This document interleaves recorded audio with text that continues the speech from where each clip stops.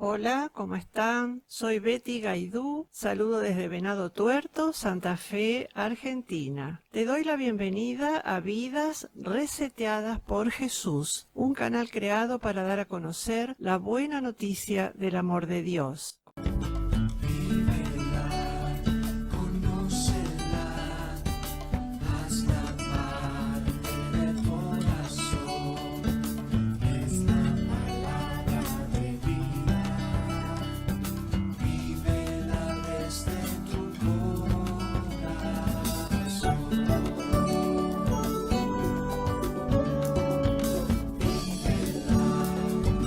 conócela, hazla parte del corazón.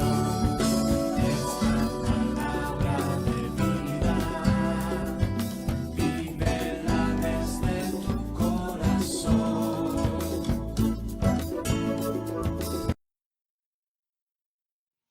Hoy tenemos el privilegio de conversar con Viviana Pérez, autora del libro Historias Bíblicas, Espejos de Hoy.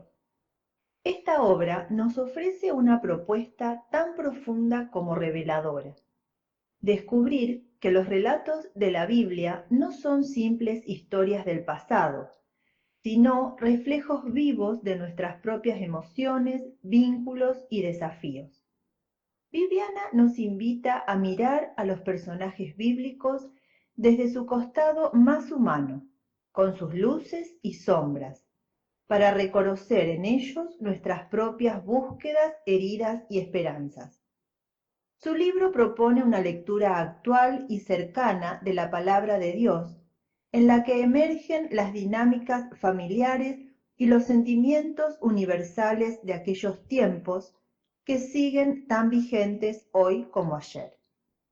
Como bien lo expresa Alicia Perrone en la contratapa, nos permite hospedarnos en las casas de la antigüedad bíblica para observar silenciosamente a sus habitantes. Y en ese silencio quizá también descubrimos algo de nosotros mismos. Además de escritora, Viviana es una cristiana comprometida, profundamente creativa, estudiosa e investigadora incansable. Es una mujer inquieta, apasionada por explorar y compartir la palabra desde nuevos enfoques que inviten a la reflexión y al encuentro. Ha dictado talleres, charlas y conferencias en ciudades de Argentina y también en el exterior, siempre con el deseo de inspirar, acompañar y abrir nuevos caminos de comprensión bíblica y humana. Hola, ¿cómo están? Bienvenidos al canal Vidas Reseteadas por Jesús. Hoy tenemos un gusto muy grande de presentar a Viviana Pérez, una escritora cristiana que nos va a contar acerca de uno de sus libros, que es Historias Bíblicas, Espejos de Hoy. Así que le doy la bienvenida a mi amiga Viviana. Bueno, muchas gracias ante todo, Betty, por esta oportunidad de que me conozcan a mí y a mis producciones y a mis sueños, ¿no? Así que a tu disposición. Bueno, Vivi, contanos algo de vos. ¿Quién es Viviana Pérez? Presentala. Bueno, Viviana Pérez lo que más es en el fondo es docente Ajá, y con una fe cristiana desde la adolescencia. O bien. sea, yo soy maestra, hice la carrera trabajé muchos años de maestra, después estudié psicología social, Ah, estudié mira. profesorado de literatura, estudié la licenciatura, y después me dediqué un poco más a la teología, estudié un bachillerato teológico superior, estudié un seminario de Langham, Predicación Expositiva, y ahora estoy haciendo una maestría. Esos son los estudios. Bueno, aparte estoy casada, tengo 2 hijos, 2 nietos, y bueno, soy una persona que no puedo estar si no estoy averiguando, estudiando, escribiendo. Eso es lo que más me llena el corazón y el alma, ¿no? Ajá, ajá. ¿Y dónde vivís? Bueno, yo soy de la capital federal, donde Dios atiende siempre. Como dicen, que atiende la capital federal. Bueno, vivo acá en la capital federal desde siempre, soy porteña, así que la gente del interior se enoja y me dice, a ver, decís yo, porque nadie dice yo como los porteños, ¿no es cierto? Vivo en un barrio, tengo una casa, un perro, así que bueno, soy una persona normal. Normal, con muchos estudios, muy preparada. Vivi, bueno, contanos cómo surgió la idea de escribir este libro tan interesante. Si hubo Bueno, mira, yo algo personal. siempre me gustó escribir. Desde Ajá, chica escribía poemas, cuentos, ficciones. Después mi primer texto fue un texto no religioso, fue un texto sobre los cuentos póstumos de Cortázar. Esa fue mi primer publicación. Y bueno, y después empecé a trabajar en la iglesia que iba con el tema de hacer talleres. ajá, Entonces empecé a buscar historias que a mí me encanta, yo creo que una de las cosas más lindas que hay son las historias, porque las historias muestran personajes, muestran un conflicto, y es lo que más se parece a la vida de las personas. Entonces yo empecé a buscar historias que me interesaban en la Biblia y comencé a analizarlas desde otro lugar.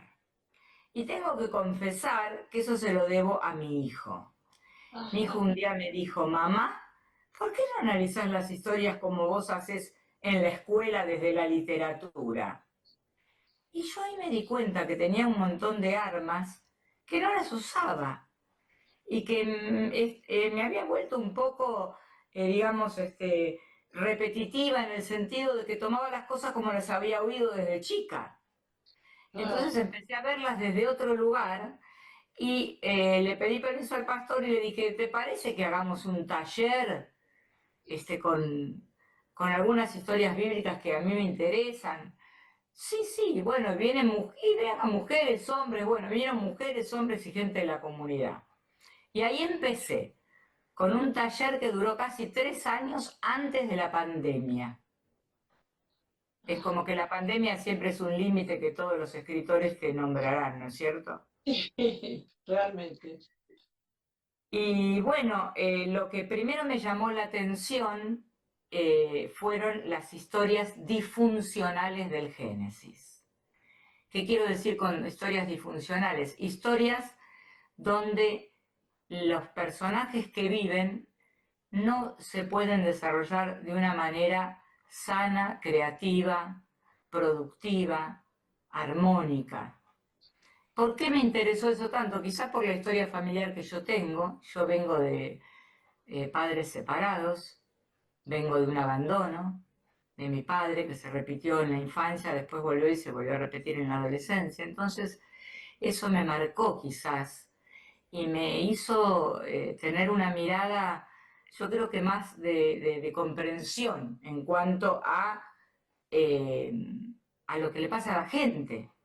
Entonces, las historias del Génesis, de Abraham para adelante, son todas historias que se repiten patrones insanos de generación en generación. Te pongo un ejemplo. Hoy en día hay cuñadas que compiten, hay hermanas que compiten, hay padres que prefieren más a un hijo que al otro. Me acuerdo que mi mamá me decía, vos tenés piernas lindas, pero tu hermana las tiene más lindas. Ah, sí, sí, Y la decirle comparación. eso a un adolescente Sí, fue muy duro. sí. Entonces yo empecé a leer esas historias y dije, acá pasa lo mismo.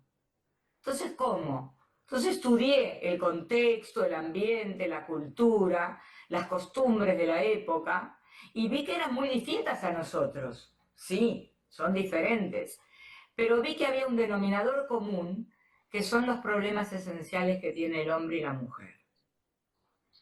Y ahí me metí. ¿Y cómo elegiste las historias? Porque hay tantas. Te digo, empecé con las del Génesis y bueno, con historias de abandono. Empecé, después también vi historias donde el dolor te paraliza y te quita la visión, como Ruth, por ejemplo. Después también, o sea, yo preparaba, iba y daba en el taller una vez por mes. Entonces, en lo que me quedaba del mes, aparte de trabajar y a la escuela y todo, yo preparaba la otra. Ajá. Y aparte de preparar la otra y dar la charla, en ese momento trabajaba conmigo también una chica psicóloga. Entonces yo contaba la historia y ella explicaba algunos conceptos psicológicos. Y hacíamos dinámicas. A veces lo que hago cuando me invitan también es, a veces me invitan en iglesias o en otros lugares y la persona encargada o el pastor me dice, hay muchos problemas familiares. ¿Tenés algo para los problemas familiares? Y ahí voy yo con mis historias, busco una historia de, por ejemplo, la manipulación de una madre, como las madres a veces, que es terrible. Una vez me dijeron, ¿cómo decís eso? Perdón, está acá en la Biblia, yo no lo dije. Está ¿Y qué acá la historia, manipulación. Vivi, en Y qué la historia historia esta está? es la de Isaac y Rebeca, Ajá. que un padre prefiere a un hijo y la madre prefiere al otro. Entonces se instala entre esas criaturas la competencia terrible, y hasta que se destruye el vínculo entre hermanos. Y Cierto. vos decime, Betty, ¿cuántas familias conocés que un hermano está peleado con el otro, que un padre... una vez una mujer me dijo, ¿cómo? Yo amo a mis hijos por igual. Qué bien, le dije yo. Pero a veces no es una cuestión de amor, a veces es una cuestión de que la vida te pone en situaciones que hacen que vos protejas más a un hijo, porque es más frágil, es más débil, porque está enfermo, o que te sientas más identificada con el otro. Yo, por ejemplo, mi hijo varón es un muchacho que estudió comunicación, estudió periodismo, entonces yo tengo muchos puntos en común con él. Entonces uno a veces se identifica más y sin querer hace diferencias. Entonces yo cuando me preguntan, ¿y si eso ocurre, qué hacemos? Y yo les digo, lo primero es aceptarlo. Y después tratar de en los hechos, aceptar el conflicto interno, ¿no? Y en los hechos no hacer esas diferencias. Si le das a uno 10, dale al otro 10. ¿Me entendés? Sí, sí, sí, sí, sí, entiendo. ¿Soy clara? Claro, bien clarito, bien clarito. ¿Y hay algún personaje en especial que te haya conmovido, que te haya sentido identificada? ¿Alguno así en especial? Y mira, a mí me gustó mucho una parábola muy famosa, que es la parábola del hijo pródigo, Ujú. mal llamada parábola del hijo pródigo. Yo le puse en mi libro El amor incondicional de un padre o Los hijos perdidos. Entonces yo ahí explico la situación del hijo que le pide la herencia, vos te acordarás, le pide la herencia, el padre le da a los dos hijos, le reparte a cada uno lo que le toca, el hijo se va, este, derrocha, termina en la pobreza, en la indigencia y decide volver. Y Sí. yo siempre me preguntaba, ¿volvió porque se está muriendo de hambre o volvió porque realmente se arrepintió de haberse ido? Entonces llegué a una conclusión bastante audaz. Volvió porque si no moría. Pero cuando él vuelve y ve que el padre hace algo que era transgresor para la época, porque ningún señor acaudalado iba a salir con los vestidos largos corriendo a recibir al hijo. O sea, él hace algo extraño, que es una característica de la parábola. La parábola tiene ese elemento extraño que se llama disruptor, que nadie se lo espera. Entonces el lector o el oyente queda así, extrañado de que salga el padre a buscarlo. Cuando el padre sale a buscarlo, antes que el hijo le diga todo lo que tenía preparado para decirle, perdón, recibirme como un jornalero, aunque sea, el padre lo Hice abraza y todo le el dice, speech y no le sirvió. y ahí yo creo que él se arrepiente. Pero esa parte siempre se cuenta, Betty, de la parábola, y no se cuenta la otra cara más oscura, o se cuenta menos, digamos, que es la del hijo mayor. Mira, yo tengo ganas ahora, que estoy escribiendo otra cosa, de escribir especialmente sobre el hijo mayor. Ah, qué lindo. Yo creo que el hijo mayor es el religioso de esta época. El que se queda, pero no tiene sensibilidad, no tiene amor, y está más perdido que el que se fue. ¿O no? ¿Vos qué pensás? Interesante, muy interesante la mirada. Sí, sí, sí, sí, a escribir, a escribir. Es el fariseo de hoy. Es el fariseo. Es el fariseo de Claro, hoy. Yo sí, creo que sí, sí, sí. sí. Ese no lo Pasa escribí todavía, pero lo estoy por escribir, sí. dale, dale, dale.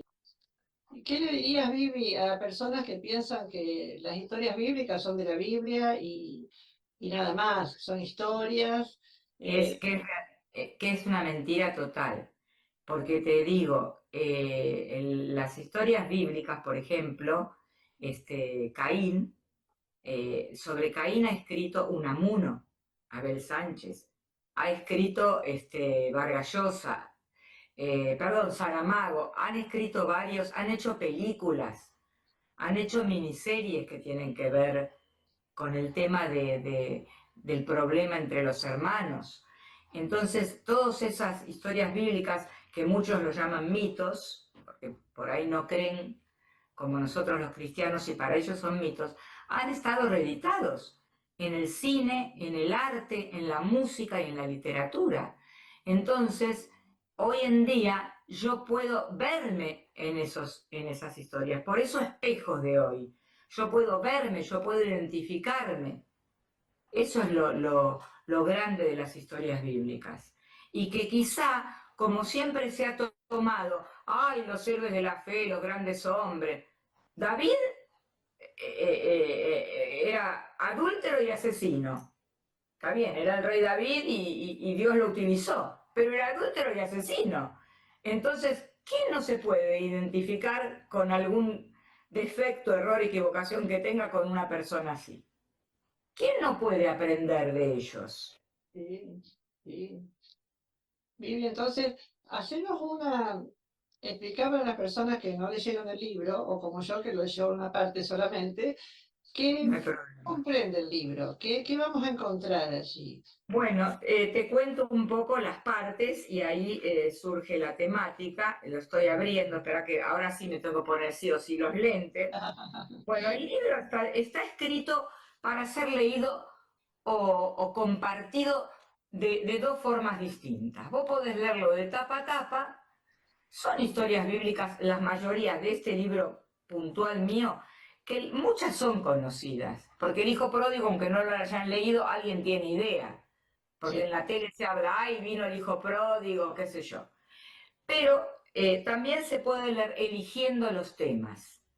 Hay mucha gente que le cuesta agarrar un libro, entonces yo lo hice de una manera, lo dividí por partes temáticas, para que vos leas el tema de la primera parte, por ejemplo, una familia disfuncional por generaciones, el juego de los vínculos. Los vínculos, o sea, el hombre es un ser social y se define socialmente. Entonces, si los vínculos están medios destruidos, hay que repararlos, porque merecen ser reparados. Ahora, este libro no es un libro de autoayuda, no es un libro de psicología, es un libro de análisis textual. Yo analizo el texto y con el contexto social, histórico, como dije antes, explico la historia. Y los silencios que están se explican, digamos, suponiendo, siempre que no contradigan lo que dice la Biblia. Entonces, en el primer capítulo vos tenés este juego de los vínculos y tenés decisiones equivocadas y las consecuencias, por ejemplo. 2, las trampas de una madre. 3, conflicto entre hermanos. Favoritismo, soberbia y crimen. Y termina con, ¿existen diferentes maneras de perdonar?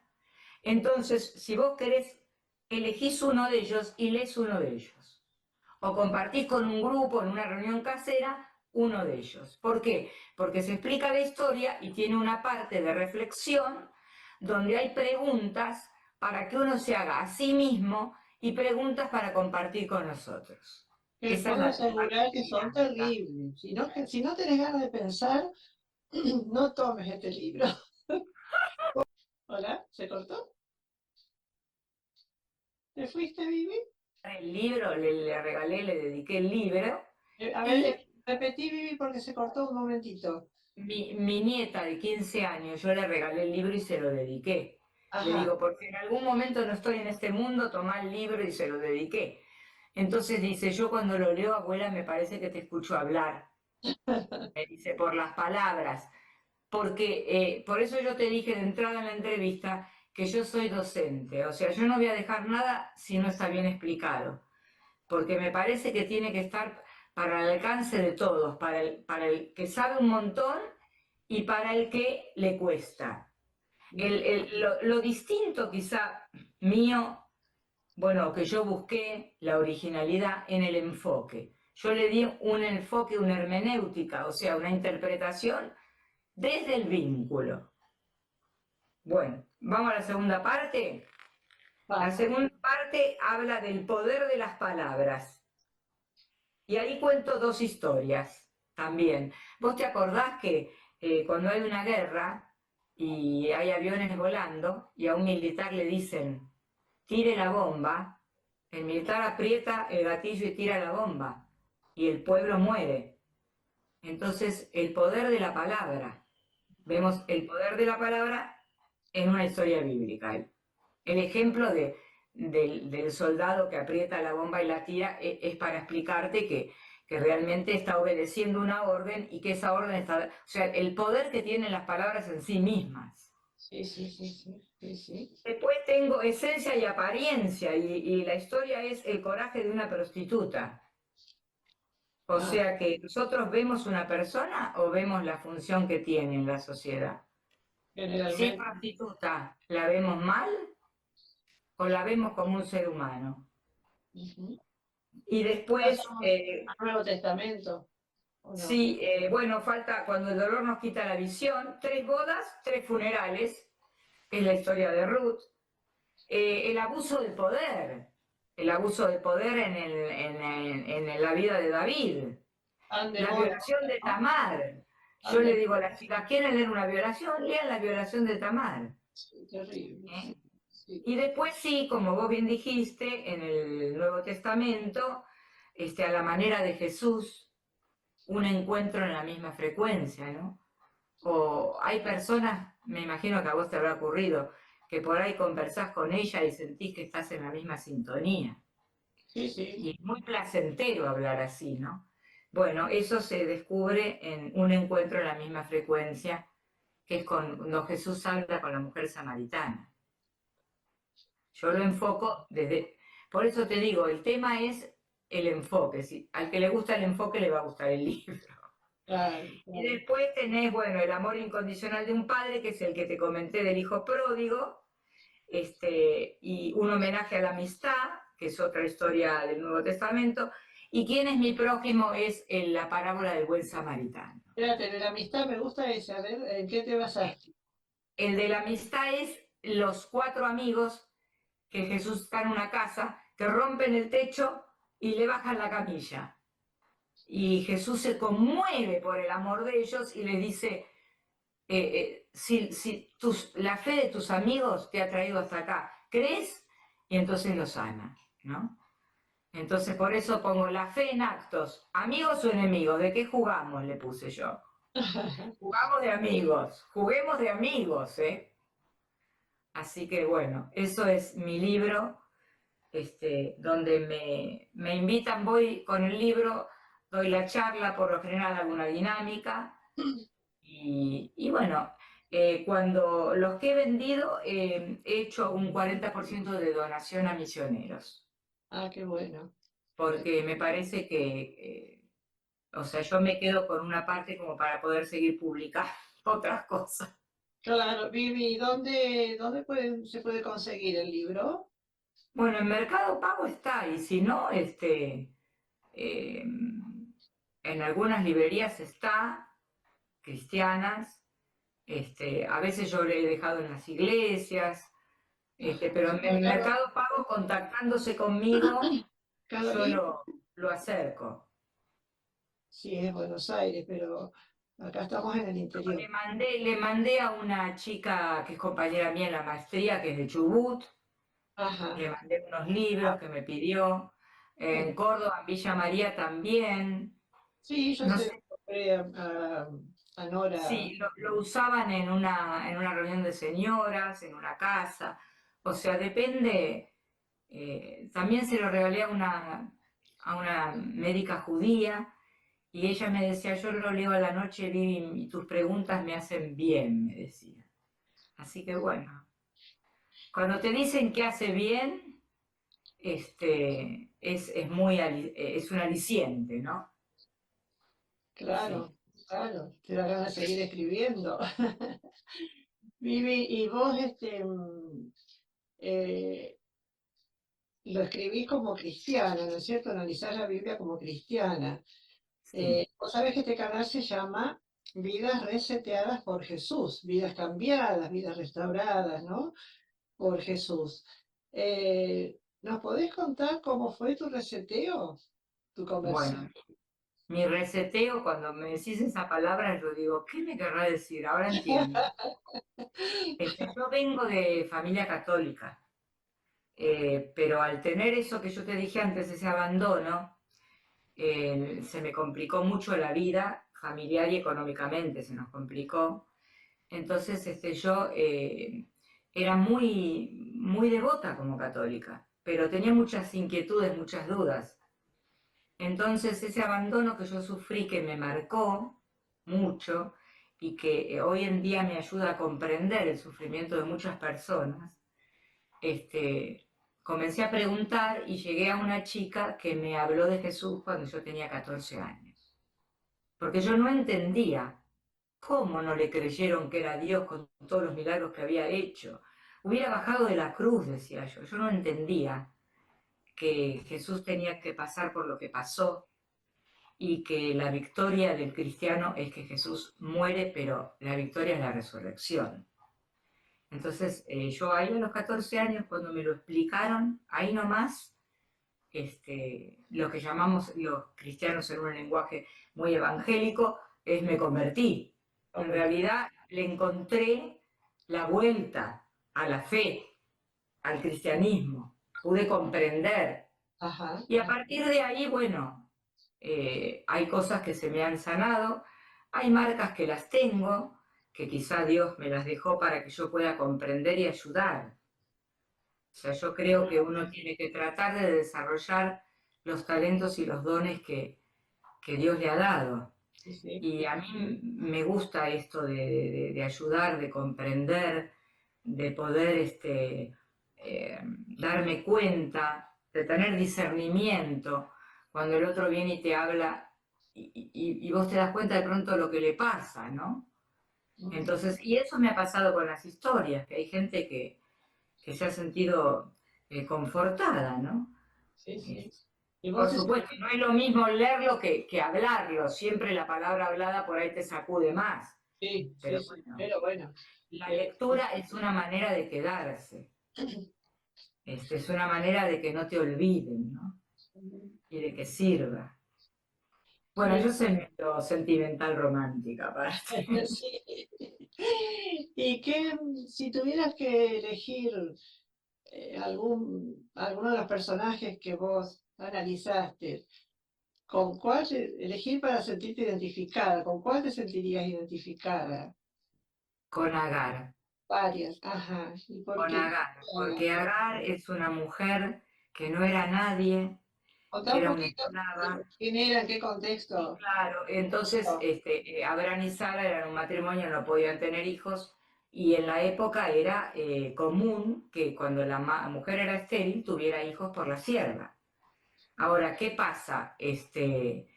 Era una deshonra no poder tener hijos. No es como ahora que los chicos en vez de hijos tienen perros.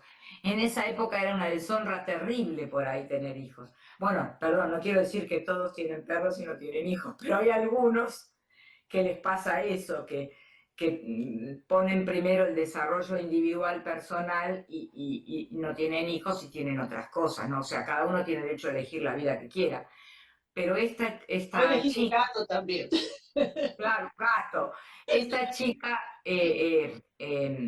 la dueña de casa, Sarai, elige tener un hijo, no puede esperar más tener un hijo por medio de la sierva. Y en realidad era así. Se ponía la patrona, digamos, la ama, y cuando el niño salía, lo tomaba en sus brazos. Y era de ella a partir de ahí. Pero en esta historia eso fracasa. Porque cuando ella ve, ahí está la envidia y la competencia, lo que la sierva tiene, que es el embarazo y después el hijo, no lo soporta. Porque ve en ella su propia carencia, lo que ella no puede tener. Y no puede contentarse, o sea, ella toma una decisión y la decisión se le da vuelta. ¿Cuántas veces tomamos una decisión que no es mala y después las consecuencias son terribles? Entonces ella ahí huye al desierto y la parte que a mí me conmueve de Agar, 2 veces huye al desierto. Una vez huye al desierto y la otra la echan, en 2 momentos distintos de su vida. Y a mí lo que me impactó, porque se asemeja mucho a mi historia, es que Dios le dice, Agar, ¿de dónde vienes y a dónde vas? Y la rescata. Y le dice, vas a tener un hijo, yo te voy a ayudar, volvé. ¿De dónde vienes y a dónde vas? Habría que hacer un libro escribiendo las preguntas de Dios. Porque Dios tiene cada pregunta tan única para cada ser humano que con esa pregunta ya te rescata. Con esa chica yo me identifico. Ajá. Con esa esclava que no era nadie, sola en el desierto. Con un hijo, sin tener para darle comer, nada, una desesperación. Digamos, la que se llama la primera epifanía bíblica. La epifanía es un encuentro sobrenatural entre Dios y el hombre, ¿no? Eso es una epifanía. Y ella tiene, la primera epifanía bíblica es la de Dios con Agar. Y ella dice, me ha visto a mí, el Dios que me ve me ha visto a mí. Se siente por primera vez en su vida importante, amada, protegida, resguardada. Valorada, claro. Exacto, valorada, exactamente. Sí. Vivi, ¿y a ¿A vos vos te te parece gusta la que... historia de Agar? ¿Eh? ¿Te gusta la historia de Agar? Sí, sí, ¿cómo? ¿Y qué tiene algo que ver? ¿Lo podés relacionar al hijo, sobre todo de Agar, ¿no? Con la actualidad. Bueno, mira, yo creo que ahí es donde se separan los judíos. Ismael es el hijo de la sierva y después va a nacer Isaac, que es el hijo de la promesa, ¿no? Entonces se separa la línea judía de la línea que serían los árabes. Pero yo creo personalmente, quizá algunos no lo acepten, es mi opinión personal, creo que los problemas que hay ahora entre Israel y los árabes o todo como es la franja de Gaza y todo eso, no tiene tanto que ver con esta antigua historia. Ya son intereses, me parece, políticos, económicos. O sea, el pueblo de Israel de la Biblia no, me parece que no tiene tanto que ver con este pueblo. Creo que hay errores de las dos razas, de los dos pueblos. Es mi opinión personal. Puede ser que alguien que sepa más de esto tenga argumentos para rebatírmelo, pero es lo que yo creo. Sí, sí. ¿Y a vos te parece que Dios nos sigue hablando a través de estas historias hoy día? ¿No? Es como Sí, nos dijimos, sigue hablando porque la Biblia es palabra viva. Está bien, inspirada en el Espíritu Santo. Y vos sabés que la Biblia se estudia, cuando uno estudia la interpretación, o sea, hermenéutica, y en la literatura también. Te pongo un ejemplo. Cortázar escribió Casa Tomada.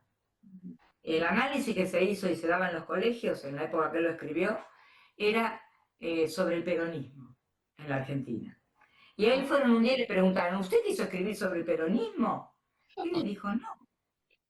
O sea, la Biblia el autor bíblico escribe inspirado por Dios, pero para los oyentes originales mueren, pasan los siglos, los años, ¿qué queda? El texto. El texto tiene vida propia y siempre guarda una reserva de sentido.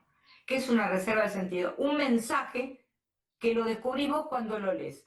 Porque si vos lees hoy algo de la Biblia, por ejemplo, va a ser igual para vos lo que Dios te puede expresar que cuando lo leyó un soldado en una trinchera de la Primera Guerra Mundial, enfermo de frío, de disentería, escondiéndose de las balas. Cuando él lo leyó, Dios le había revelado algo para él mismo en su situación.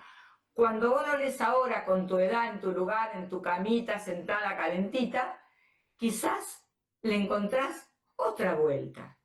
Por eso hay de un mensaje, de un párrafo bíblico, de un episodio, miles y miles y miles de mensajes que tienen enfoques diferentes. Y menos mal, porque si no te imaginas que sería muy aburrido.